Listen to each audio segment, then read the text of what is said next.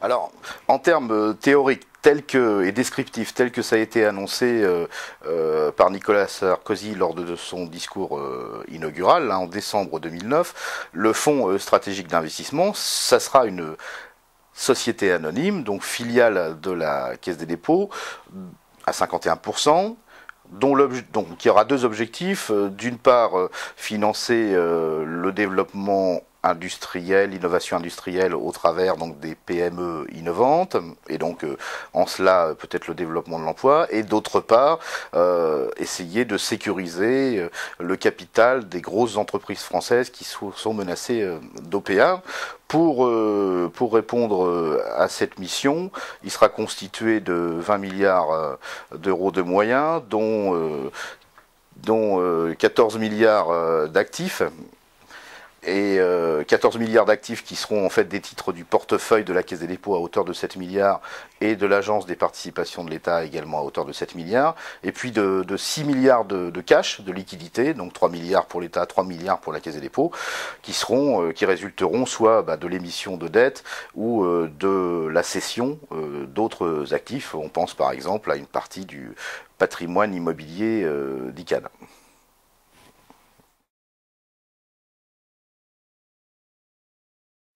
Alors, le problème problème social posé par la constitution de ce fonds stratégique, c'est que la Caisse des dépôts, pour constituer les apports de cette future filiale, fonds stratégique d'investissement, il est obligé d'y amener ses participations stratégiques, c'est-à-dire en fait ses filiales essentielles à l'exclusion de la CNP, mais donc d'y amener notamment la société ICAD, qui est une société historique du groupe Caisse des dépôts, immobilière, qui aujourd'hui emploie près de 4000 salariés,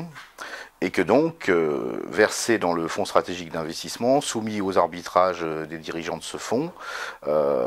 certain nombre des activités et du patrimoine de cette filiale, et donc des emplois de ICAD, sont à moyen terme ou à court terme même directement menacés par cette affectation donc au fonds stratégique d'investissement, et puis il en est ainsi aussi de nombreuses autres filiales qui sont susceptibles d'être concernées par le transfert.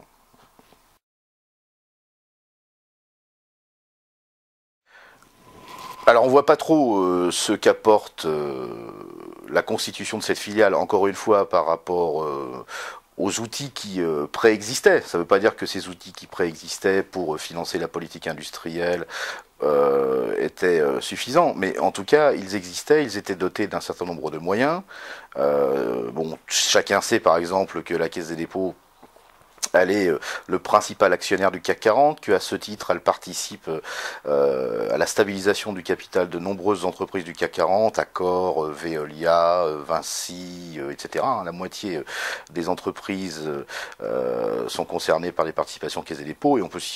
supposer que ça suffit en termes de système de défense donc du capital des entreprises françaises vis-à-vis d'OPA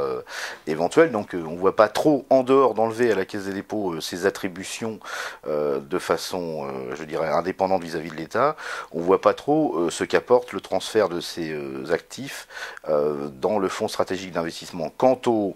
à la question du financement de l'innovation industrielle, du développement des PME, il existe aussi là encore des outils qui sont sans doute pas suffisants, mais pourquoi ne les développe-t-on pas ? Pourquoi